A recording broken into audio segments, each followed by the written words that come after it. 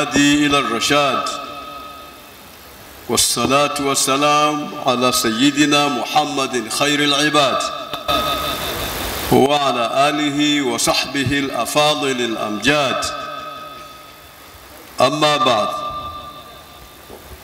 Mheshimiwa mkuu wetu wa mkoa wa Pwani, Mheshimiwa Abubakar Kunenge, Mheshimiwa wajumbe wa baraza la ulama, Sheikh Mtoro, Mheshimiwa katibu tawala wa mkoa Rashid Mchata, Mheshimiwa Sheikh wa mkoa wa Pwani na mwenyeji wetu Sheikh Mtupa, Mheshimiwa mashekhe wote wa mikoa mbalimbali ambao wameweza kuhudhuria katika shughuli hii tukufu ya mazazi ya Mtume Muhammad, Mheshimiwa Mwishehe Ramadhani Lao, mwenyekiti wa CCM mkoa, mwenyekiti wa halmashauri mkoa Alhaji Masasa, mwenyekiti wa JUAKITA Taifa Mama Shame Mkan, lakini viongozi wote wa serikali ya mkoa wa Pwani na viongozi wa chama na mashekhe wote wa wilaya, kata na mashekhe wa taasisi mbalimbali na akina mama wote wa JUAKITA na akina mama wote wa mkoa wa Pwani mliohudhuria hapa kutoka wilaya mbalimbali na kata mbalimbali, waheshimiwa walimu wa madaris, wanafunzi, assalamu alaikum wa rahmatullahi wa barakatuh. Kwanza nimpongeze Sheikh wa mkoa Sheikh Mtupa pamoja na wasaidizi wake wote, yani viongozi wa baraza wa mkoa na wilaya zote za mkoa huu na wazee wa mkoa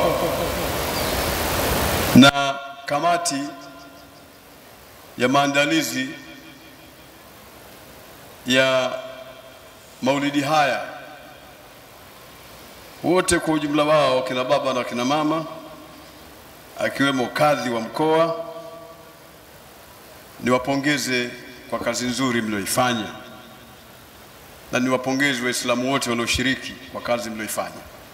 Kazi ni nzuri sana na maandalizi ni mazuri sana, na maulidi yameonyesha utulivu mzuri na imetungwa katika utungo mzuri kiasi cha kuonesha adabu za Kiislamu na nidhamu ya Kiislamu, lakini pia mpangilio mzuri. Mwenyezi Mungu awajaze kheri, Mwenyezi Mungu awadumishe muweze kufanya mambo kama haya ya kheri ya Kiislamu katika wakati wa usoni inshallah taala. Na nimpongeze Sheikh wa mkoa kwa namna ambavyo wamesimamia maelekezo yetu, kwamba kila wakati una maneno yako ya kusemwa, si kujisemea tu. Kila wakati kuna maneno ya kusemwa. Likulli maqamin maqal wa likulli zamanin rijal. Sio mtu azungumze tu maneno hayambatani. Mtume msahafu mzima ni sifa yake. Sura 114 ni sifa za bwana Mtume Muhammad sallallahu alayhi wasallam. Wewe nimpongeze kijana wangu Sheikh wa mkoa Sheikh Mtupa kwa kazi nzuri, na pia nilimfuatilia kwa mawaidha aliyotoa kule katika maulidi makubwa yetu ya tarika kule Bagamoyo. Amefanya kazi moja kubwa sana inayoitaka ifanywe katika kipindi hiki. Mwenyezi Mungu atuwekee na amstawishe kijana wetu, shekhe wetu wa mkoa. Kafanya mambo mazuri sana, na ndio maana leo ninashuhudia ule uzuri wa usikivu wake na uhodari vile vile wa kupanga mambo yake. Mwenyezi Mungu amjaze kheri inshallah.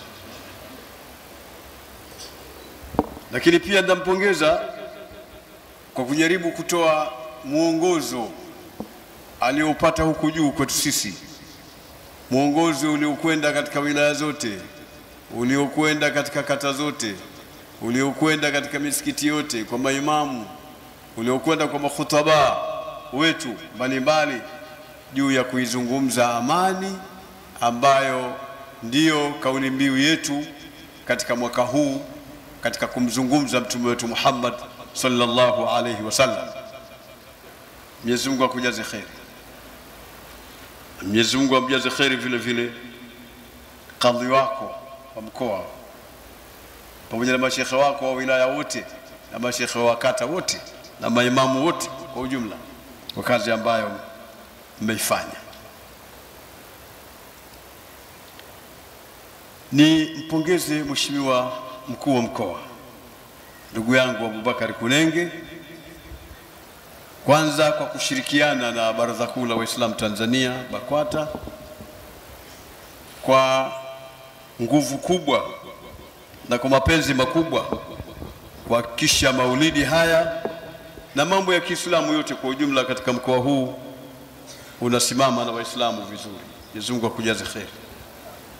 Mwenyezi Mungu akustawishe na akuondoshe mabalaa, akuondoshe fitna, akuondoshe unafik, akuondoshe hasadi, na akulinde inshallah kwa kile ambacho amekitumia kuilinda Qur'an. Nimefurahishwa sana na maneno ya msemaji wa mwanzo, bahati mbaya jina lake siliui, Ali Sheikh Ali amezungumza maneno mazuri.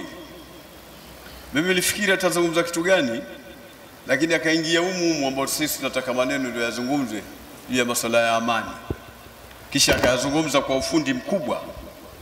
Mwenyezi Mungu watujalie vijana wetu kama hawa, watufanyie kazi kama hii katika umma tuliokuwa nao, waweze kuelewa Mtume sallallahu alaihi wasallam ana namna ya kuelezwa iliyo nyingi, na moja ni swala la amani. Mwenyezi Mungu amjaze kheri. Mwenyezi Mungu ampambe. Halaka Allahu haibatan wa jalala.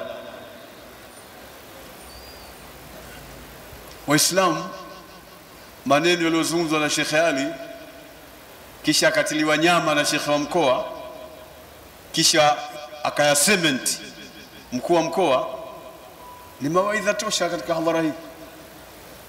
Hakuna haja ya kuzungumza sana. Waliosikiliza vizuri wakati niko Geita itakuwa wamenielewa kwamba nazungumza nini na ninawaambia nini viongozi wangu wafanye nini juu ya swala la amani katika nchi hii. Hii ndio nchi inayotegemewa katika nchi zote almujawira, zote, iwe ni Kongo, iwe ni Rwanda, iwe ni Burundi, iwe ni Kenya, iwe ni Uganda, iwe ni Msumbiji, iwe sisi ndio ambao tunategemewa kwa swala la amani.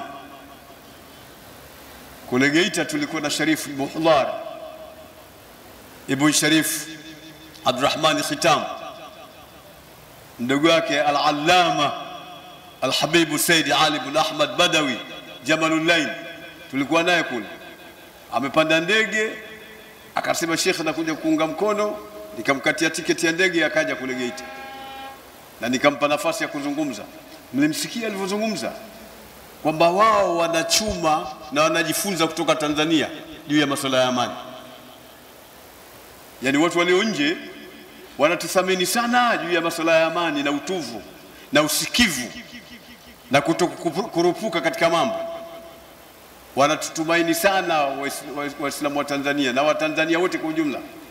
Wanajua sisi ni watu ambao tuko katika swala la utulivu mkubwa na amani kubwa, tunajitahidi kuilinda sisi wenyewe. kiasi cha kwamba wanaipenda Tanzania kwa sababu ya jambo hilo. Halafu ije itokee tunaichafua nchi yetu hivi hivi si wenyewe. Jambo zuri kabisa, nchi nzuri, nchi inapendwa, halafu tunaichafua. Mmepata wapi mafunzo hayo Waislamu? 56 Araf, Mwenyezi Mungu anasema wala tufsidu fil ard ba'da islahiha wad'uuhu khawfan wa tamaa inna rahmatallahi qaribun minal muhsinin. Mwenyezi Mungu anatuambia wala tufsidu fil ard, wala msifanye uharibifu katika nchi. Marufuku kufanya watu uharibifu katika nchi kwa namna yoyote miongoni mwa namna. Kuiharibu nchi ni jambo baya, Mungu anakataza katika Qur'ani, wala tufsidu fil ard baada islahiha, baada ya kuitengeneza. Inatakiwa sisi tuitengeneze nchi, sio kuiharibu. Ile baada islahiha maana yake itengenezeni nchi, sio muiharibu. Ndio maana yake, itengenezeni nchi, msiharibu. Anatuambia Mwenyezi Mungu Subhanahu wa Ta'ala, na hayo ndio mafunzo makubwa katika Uislamu. Leo inakuwaje sisi tunaiharibu nchi? Sitakiwa kuitengeneza nchi, sisi tunaiharibu nchi. Ili iwe nini sasa? Ukimbilie wapi? Kwa kimbilika Rwanda? Kwa kimbilika Kongo? Ni sehemu gani wewe utakimbia hapo utakwenda kupata amani kule? Hali ya kuwa wale wa kule wanategemea amani iliyoko Tanzania. Jamani, kuna haja ya kufikiri sana. Kuna haja ya kufanya fikra. Kuna haja ya kuangalia nchi yetu, nchi nzuri inategemewa. Hata sisi tunakotembea huko siku zote ni katika masuala ya amani tu ndio ambayo tunasifiwa. Masuala ya amani ndio ambayo tunasifiwa. Sasa kwa nini tuiharibu sifa yetu nzuri kwa sababu ya chokochoko ya mtu? Ili iweje? Ili aweje? Anataka nini? Sasa Uislamu utufundisha kufikiri. Umetufundisha kuangalia jambo kwanza kabla hujaliingia. Ndio Uislamu unavyokuwa. Kama Muislamu anajiingilia tu, basi ni mtu ajabu huyo, hajajua mafunzo ya Uislamu. Na Uislamu una viongozi na ulama, ndio mashekhi wanasimama wanamieleza.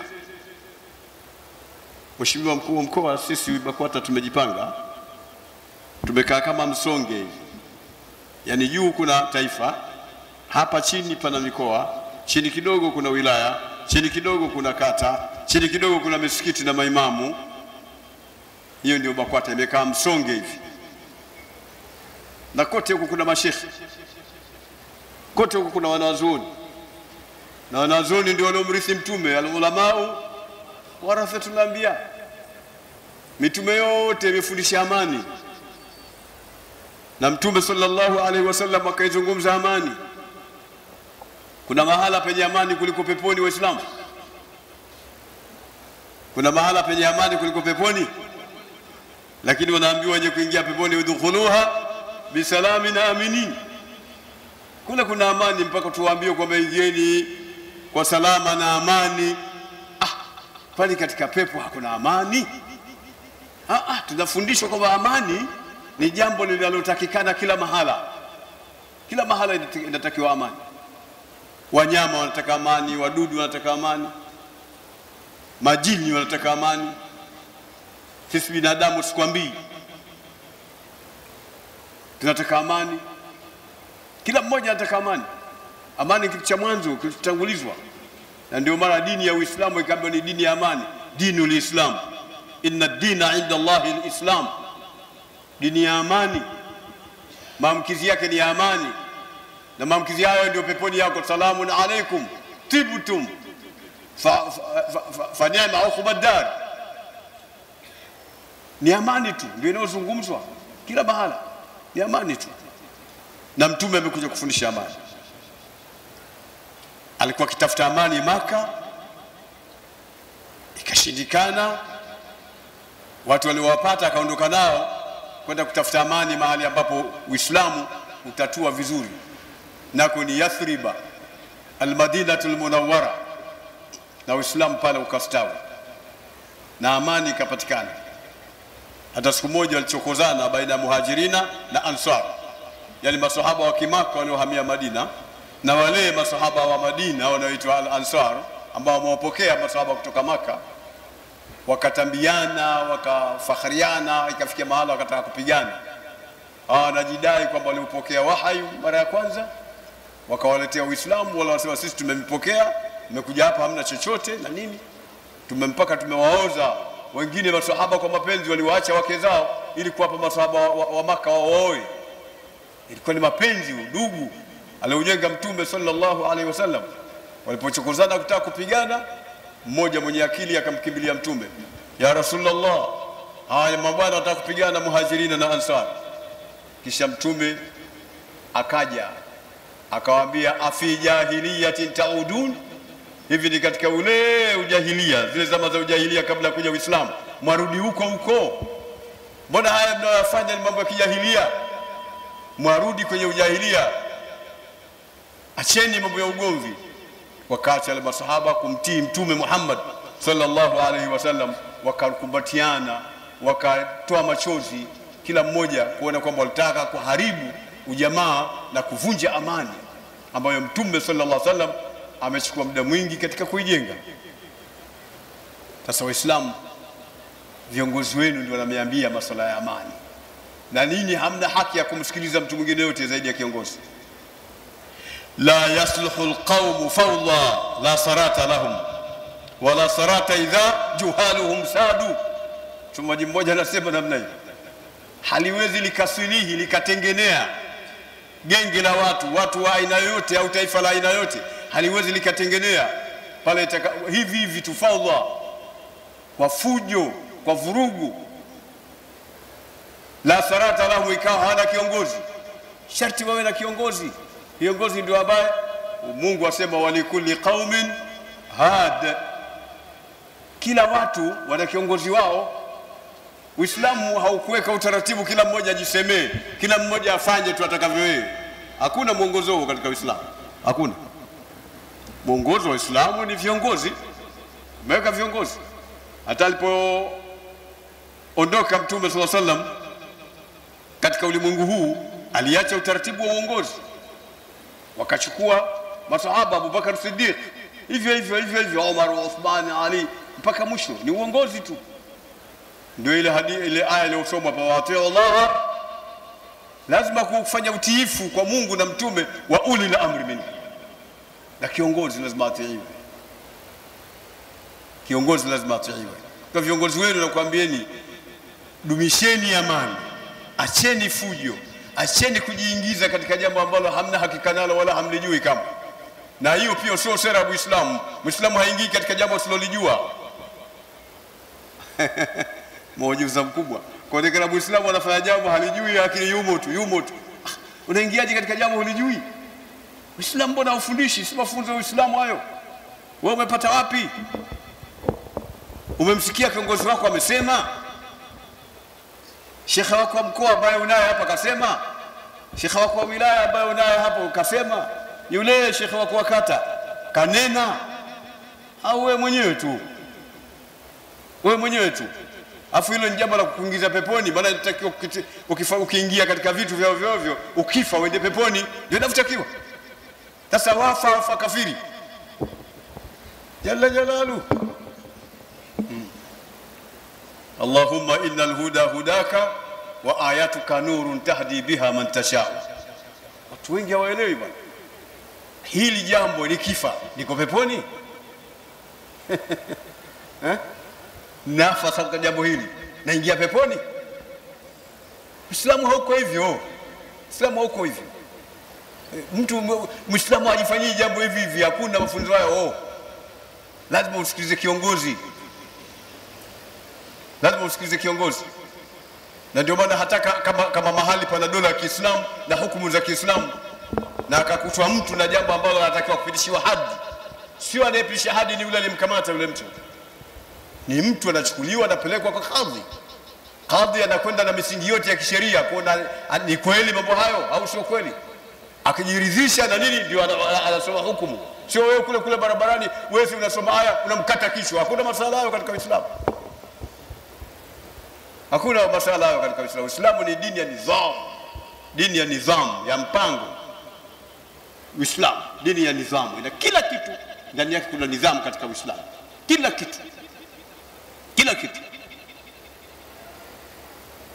kitu kuna nidhamu. Ndio maana hata mke na mume kuna nidhamu ya maisha. Kuna kitu wanakiita watu wa sheria huququ zawjain, haki ya mke juu ya mume na haki ya mume juu ya mke. Sio kuishi hivi tu kwamba nimekuoa, nimepewa mahari yangu, nataka kumchezea, mara umeruka kishwa, mara umefanyaje. Hakuna masuala hayo katika Uislamu. Islam ni dini ya nidhamu, dini ya watu kuambiwa wakasikiliza. Sami'na ndio Uislamu. Uislamu uko hivyo, sami'na wa ta'ana, ndio namna yake. Sasa jamani, msichukulie dini kama dini ya ovyo ovyo. Ni dini, ni kitu cha thamani kubwa sana ambacho Mwenyezi Mungu Subhanahu wa Ta'ala ametupa. Kina nidhamu zake, kina mipango yake, kuna kila kitu. Ndio viongozi wote wa dini, mashekhe wote na wataasisi zote, sio BAKWATA peke yake, wote na taasisi zote tunasema kauli moja tu kwamba hapana watu kufanya mambo wanavyotaka wao, na haifai kuleta fujo katika nchi, kwa sababu Mwenyezi Mungu amesema wala tufsidu fil ardi baada islahiha. Sio kujifanyia tu, tunatakiwa tuitengeneze nchi, sio tuiharibu nchi. Alafu Uislamu una adabu zake maalum. Mdogo anatakiwa kumheshimu mkubwa, na mkubwa anatakiwa kumwonea huruma mdogo. Namna yake. Laysa minna man lam yarham saghirana wa yuwaqqir kabirana.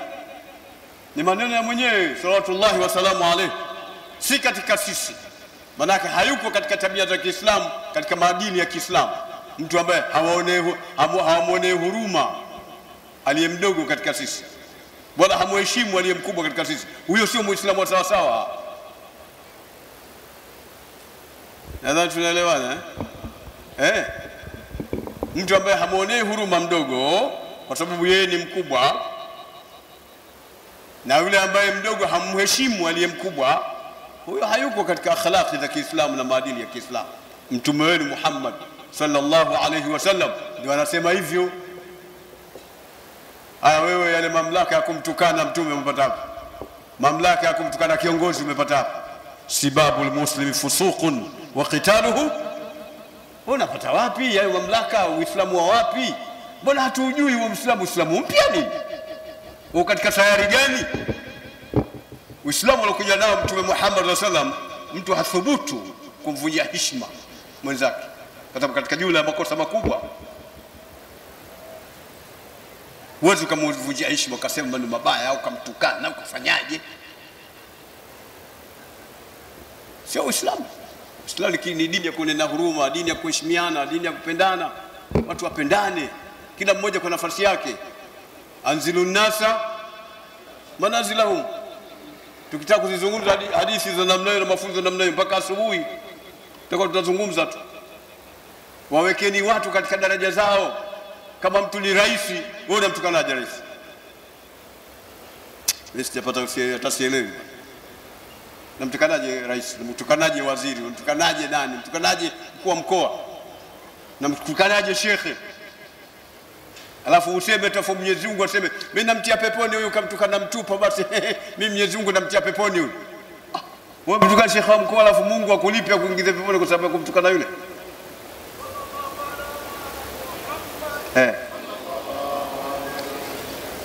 Jamani, mimi nilitaka kugusagusa kutia mkia juu ya yale aliyozungumza Sheikh Ali na aliyozungumza Sheikh Mtupa na mkuu wa mkoa. Sawa, wamenigusa, wamezungumza jambo la amani. Nilikuwa nataka kutia msisitizo juu ya swala la amani. Tutulie katika nchi yetu kwa amani. Tutulie katika nchi yetu kwa utulivu kabisa na upendo. Na tujue tumefundishwa nini na Mtume. Niliwaambia wale kule Geita watu, jamani, tuna Tanzania nyingine. Nataka niambie hadhara hii, je, tuna Tanzania nyingine? Tuna mkoa wa Pwani mwingine? Si ndio mumu? Kuna kitu kinaitwa alwatania. Alwatania ni uzalendo bana. Lazima mtu awe na ile uzalendo wa kupenda nchi yake. Tazama hadithi katika Mustadrak al-Hakim na katika Mu'jam at-Tabarani al-Kabir. Imam at-Tabarani amesemaje katika hadithi ya Ibn Abbas radhiyallahu ta'ala anhu, anasema Mtume sallam qala li Makkah, alisema kuambia mji wa Makkah wakati anahama, kama akasema ma atyabaki wa ahabbak laula anna qaumaki akhrajuni ma sakantu ghayrak. Ma atyabak, si uzuri wako huo, wa ahabbak, si kukupenda kwako huko. Yani nakupenda sana wewe mji wa Makkah, na wewe ni mji mzuri sana. Laula anna qaumaki akhrajuni, lao ingekuwa hawa watu wako, si hawa watu wako kunitoa mimi katika mji wa Makkah, wakanitoa nikahama katika mji wa Makkah kuhamia Madina, ma sakantu ghairaki, singeweza kukaa katika mji mwingine wote usiokuwa wewe. Yani Mtume sallallahu anaonyesha uzalendo wake katika mji wake wa Makkah. Mtume sallallahu anaonyesha uzalendo katika mji wa Makkah, mpaka anauambia, anaona mji wa Makkah ule, ndio anaanza kuagana nao kwa mbali, ile milima ya Makkah anataka sasa impotee, anaendelea na safari yake, anauambia mji wa Makkah, kuviambia vile vilima vyote, lau si watu kunitoa katika huo mji nisingetoka, ningebaki hapa. Jinsi anavyopenda mji wake, anatufundisha Mtume. Kama hamna habari, Mtume anatufundisha pendeni miji yenu, pendeni nchi zenu, zipendeni sana nchi zenu, pendeni sana miji yenu. Labda tokee dharura tu inakusababisha utoke, ndio kama hiyo ya kuleta fujo, afu unajikuta nchi haikaliki na wewe mwenyewe unaondoka katika nchi yako. Unaacha mashamba yako ya mihogo, unaacha mashamba yao na nini wanaita ile nini wanaita green gold, kama watu wa kusini kule kuna ile mikorosho wanaita green gold. Unaacha mikorosho yako mwenyewe, kila mwaka unauza. Kule Tanga kuna katani, unaacha wanaita white gold, unaacha katani zako na nini, unakimbia. Afu unakokwenda una shamba, una kaka, una ndugu, una babu, una chochote. Kila ukipita mgeni huyo, kila ukipita jigeni hilo, huna nafasi katika ule mji, wewe mgeni tu. Alafu nyinyi mnaleta ovyo ovyo, mambo ya ovyo ovyo katika mji huu. Hii nchi ya amani, tuendelee kuilinda amani, tuendelee pia kuheshimiana, sio kufanya fujo na kutokuheshimu wenzako, wala sio ujanja au kuonekana wewe jabari kwa kutukana. Mpata kumwona wapi mtu kama yule jamaa yule, jabari kweli atukana kweli. Sasa ndio iwe nini katika masuala kama haya? Watu takuheshimu. Kama mtu humtaki unanyamaza kimya. Wewe kama mtu humtaki unanyamaza kimya. Si humtaki iwa kimya, basi nyamaza kimya. Lakini sio urefushe ulimi, umtukane mtu, ufanyeje? Ulimi wako mtu mmoja alikuja kwa Mtume sallallahu, akamwambia ya Rasulullah ausini, Mtume wa Mungu niusie, nifundishe malaki dini. Akamwambia kufa anka hadha, huu ulimi wako uzuie. Mtume anamfundisha. Alafu yule mtu akaona kama hajafundishwa hivi, sasa hayo ndio atakuwa mafunzo. Yule mtu anasema, akamwambia ya Rasulullah ausini, karudia mara ya pili, Mtume wa Mungu nifundishe. Akarudia Mtume kumwambia kufa anka hadha, uzuilie ulimi wako.